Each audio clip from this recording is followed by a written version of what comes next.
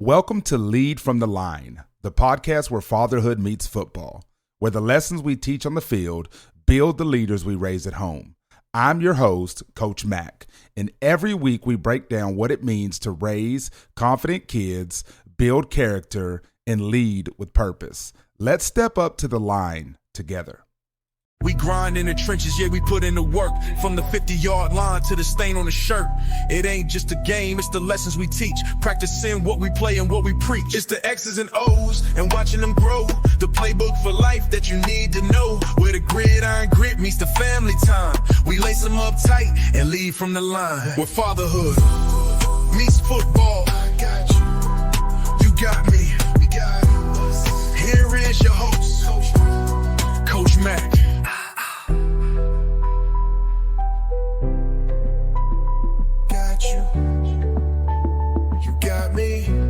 We got us.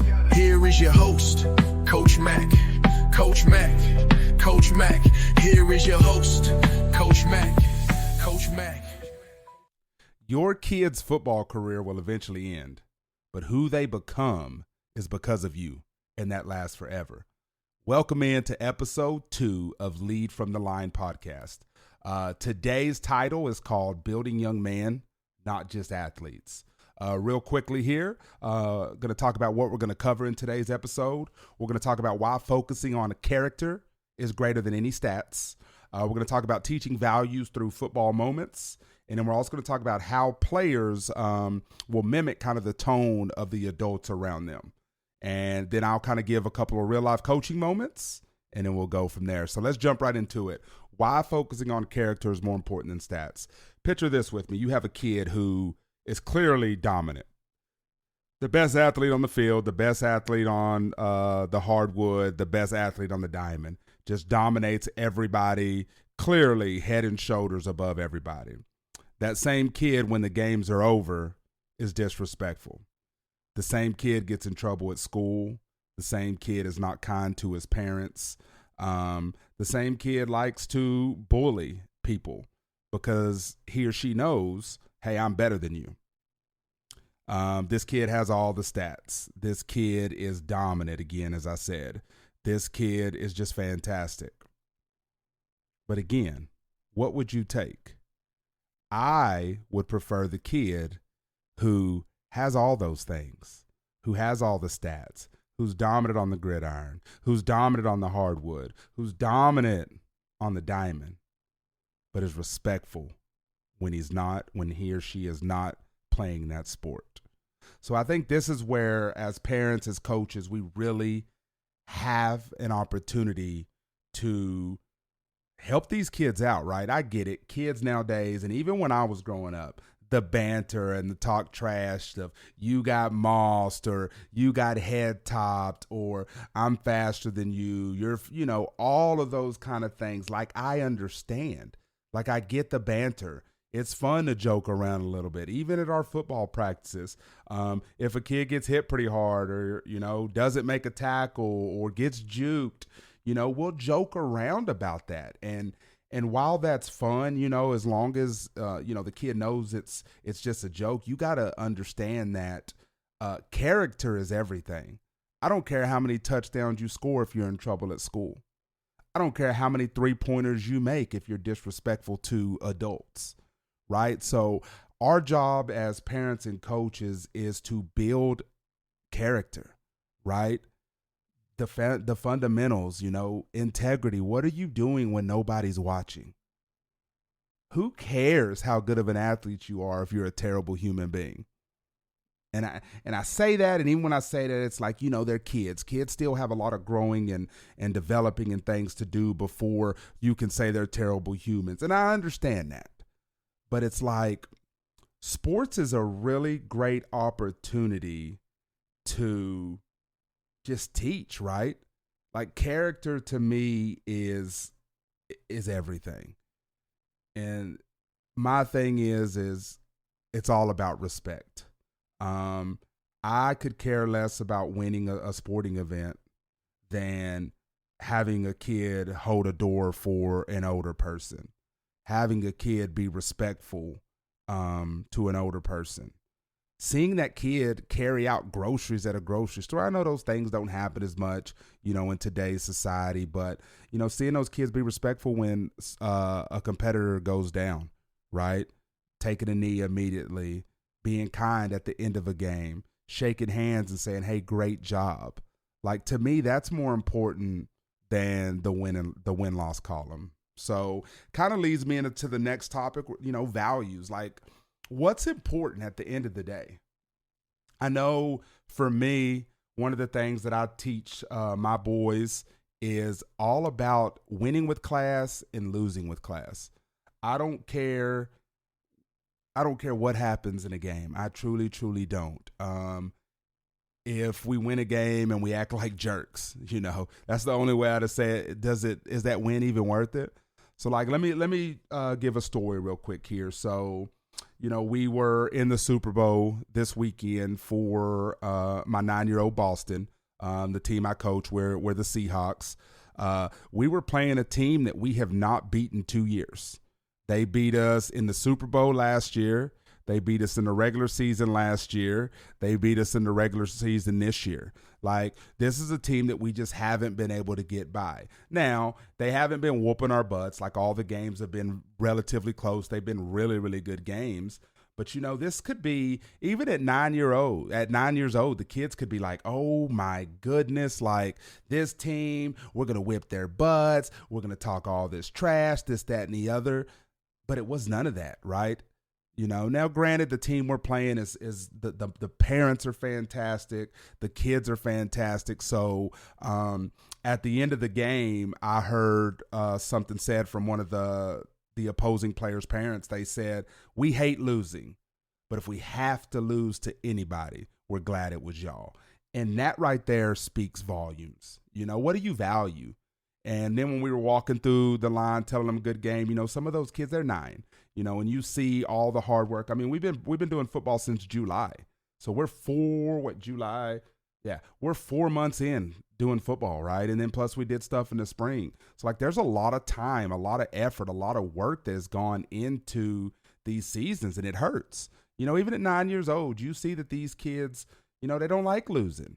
And that just means that it means something. So, we were telling them, keep your head up, great game. We'll see them again. I guarantee they'll be back next year. We'll be back next year. We'll battle it out like we always do. But the value of being respectful, having class, whether you win or lose, and being, young men and young women of integrity. Like, I feel like that's a part that's missing in today's society is integrity. Like, just because nobody's watching you, do the right thing. Especially today, there's cameras everywhere. You can't get away with stuff nowadays. So it's like, just do the right thing in every single situation. And that leads me into the next thing, how players are going to mimic the tone of adults. And this isn't just the tone, this is the emotional tone, right? Have you ever been to a game and you got that one mom, you got that one dad they're just loud and they're screaming and just getting out of control? For what? How can you tell your kid to go play a sporting event and win or lose, to be respectful, and you're in the stands acting a fool? Again, I love that I can throw real life stories in. We had, so we played our playoff game, would have been 2 weekends ago, to go to the Super Bowl. Well, all of our games are live streamed. And so I was watching one of the older divisions games, right? And there was a play where a kid was running and he got picked up by a bigger kid and he got body slammed. Okay. Which we know in nowadays football, you can't do that. So a flag was thrown immediately. And that player got ejected from the game, which again, it's in the rules. Like, you can't be excessive. Big kid body slam. I understand they're young kids. These would have been 11, 12-year-olds, but it's still like, you've got to be cautious because they're all rules in place. So that was beside the point, right? I don't know if it was the intent was, if there was any bad intent behind it. He's just a big kid. He's a big, strong kid. He grabbed a little kid and he put him to the ground, right? So that's okay. I do understand that. I think it does state in the rule book something like that you have to miss a game. Okay. I understand that. But then you got the mom on the sideline. And here's the thing that really stuck out in this whole situation. All the games are recorded. They're live streamed. There's grandparents watching. There could be younger siblings watching. There could be kids from younger divisions watching. And you could hear this mom on the sideline just letting the refs have it. I'm not going to say what words I heard, but they definitely weren't appropriate words. And it just leads me to believe, like, players are going to mimic that, right? And that even goes back to the coaches. If you're coaches and you're coaching young men and you're running around cussing and talking about let's hit and do this, let's body slam people, let's blow people up after the play, let's do stuff that's not the right way because you're emotional around a game, your kids will mimic that. In the same situation in this, that I understand this. This is the story that I have based on this topic that I'm talking about right now. And you even saw some of the players from the opposing team kind of getting upset that their teammate got thrown out. And then you hear another man cuss in the stands, and the refs are like, you know what? She can go and he can go too. And the point where the head coach from the team, he had to call a timeout and pull all his players over. And this is a very well-coached team. He had to pull all his players over and be like, we don't act like that. We're not going to act like that. I understand the situation, but we're going to do what we need to do, and we're going to be young men of class, and we're going to play this game the right way. And that really stuck with me because that coach easily could have been upset. That coach easily could have let his emotions get the best of him, and then his players could have followed suit. So I think as parents, again, and coaches, no matter what the situation is, especially when we're talking about sports, and you got to understand there's referees, and the referees are humans, and their moms and their dads, and they're adults just like we are, and they have bad days. They're going to miss some calls. They're going to make the wrong calls. It's a part of being human. So I think the biggest thing is adults have to keep it together. You know, they have to model the way. That goes hand in hand with everything that this podcast stands for. Lead from the line. When you're on that front line, everybody's watching you. People are watching your every single move. You may not think it because your kids are a little bit older, but they watch you. They watch how you react in certain situations. I can be sitting on my couch, and if I yawn wrong, my sons will be like, Dad, are you good? You all right, Dad? And I'm like, yeah, man, I'm good. I just yawned. But your kids are watching you. So set the tone. Don't let your emotions get the best of you in any situation. So next thing I want to do is just kind of talk about some real life coaching moments, kind of what to do in a situation when a kid is discouraged after a mistake. And again, I love that we're on the eve, or, you know, whatever the eve, I don't know the proper term. We're right after our Super Bowl win. And so we scored a touchdown with 2 minutes and 50 seconds left in the game. It was a defensive battle, you know, just a struggle. And one of the things in our league is when you kick a PAT, it counts for 2 points. Most of the kickers in our league are pretty good. There's a few that do not miss. Our kicker's one of them. And we happen to miss the extra point. And the reaction of the kid for missing the extra point was everything. Again, I'm going to eventually switch over to a video podcast because I want to be able to show moments and show clips that really go hand in hand with this. And what I may do is post some TikTok videos, and I can link some of these clips and kind of voice over to kind of match with this. But the reaction from the kid after he missed the field goal was everything. He went down on his hands and knees. He was upset. As he was walking off, he didn't even make it to the sideline, and he was met by a coach. That coach happened to be me. And I looked him square in his face, and I said, it's okay. I said, if you hang your head based off that field goal, you're going to miss an opportunity to make another play. So again, 2 minutes and 50 seconds left in the game. We're right on the cusp of winning the Super Bowl. This kid was so upset with his mistake. But what he did was probably my favorite thing of this entire weekend. They picked up a first down. They weren't past midfield yet, so they weren't truly threatening. But they had a 1st and 10, And, clock was ticking. We were down about 1:40 at this point, clock ticking. So it's like, uh-oh. You get a little tight. You're not sure how the game's going to finish. 1st and 10, we make a beautiful stop. And then the play happens. 2nd and 10, quarterback rolls out, and he gets sacked by the same kid that missed the field goal. And it just made me feel so good inside that in that opportunity, I'm not saying I was the reason he made that play, but I think it was the words that he had and that he heard when he came off that really, really set his mind back like, look, we're winning this game. Who cares if their kicker's automatic? If they don't drive down the field and score, they don't even get that opportunity. So we make the plays, and then we went on to just do it, right? And then this goes hand in hand, like how you speak to those kids in those situations defines everything. And I love this opportunity because, again, we're not just talking about sports here. Your kid makes a mistake in life. How do you talk to them? Do you yell at them? Do you belittle them? Or do you use every opportunity to teach them and help them so they don't make that mistake again, right? How many of us adults are making mistakes still to this day? I mean, it's the way of life, unfortunately. We will all make mistakes, right?